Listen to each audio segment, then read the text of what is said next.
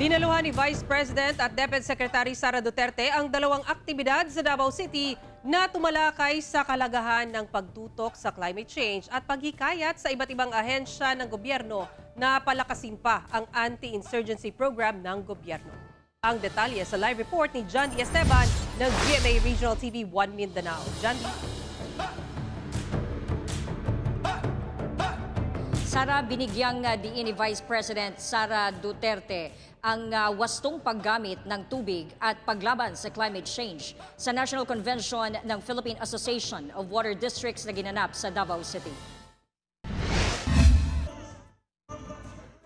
Guest speaker si Vice President Inday Sara Duterte sa 45th Philippine Association of Water Districts National Convention sa Davao City, Miyerkules ng umaga, na dinaluhan ng mahigit 2,000 delegado mula sa iba't ibang lugar sa Pilipinas. Nagpasalamat siya sa mga delegado, sa mga bumoto at sumusuporta sa kanya. Ipinaabot din niya ang pasasalamat ni President Ferdinand Bongbong Marcos Jr. sa mga sumusuporta sa Bagong Pilipinas Campaign. Sentro ng kanyang mensahe ang kahalagahan ng wastong paggamit ng tubig at sa pag-aalaga sa water sources sa bansa.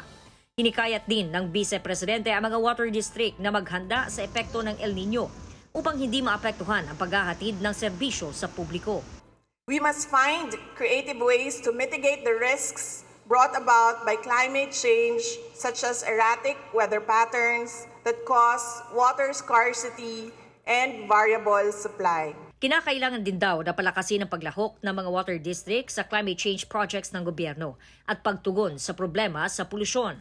I recognize that the low water tariffs have restricted your ability to fund necessary infrastructure developments and expansion and improvement initiatives. With a united voice, you can advocate for increased government investments. Anya, may mga programa ang Department of Education upang mas mapangalagaan ang kalikasan at isa daw ang pagtanim ng 1 milyong puno ng mga estudyante sa mga paaralan sa buong bansa.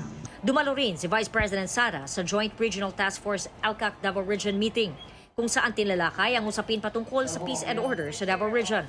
Sa kanyang talumpati, pinasalamatan niya ang mga dumalo sa nasabing aktibidad sa kanilang suporta para makabit ang pagiging insurgency-free ng rehiyon. Binigyang diin din niya ang importansya ng mga anti-insurgency program ng gobyerno para masiguro ang kaunlaran ng bawat lungsod at bayan, maging ang kinabukasan ng kabataan. Hiling din niya ang suporta ng iba't ibang ahensya ng gobyerno upang mailayo sa impluwensya ng rebeldeng grupo ang kabataan, lalo na ang mga kabilang sa mga indigenous group.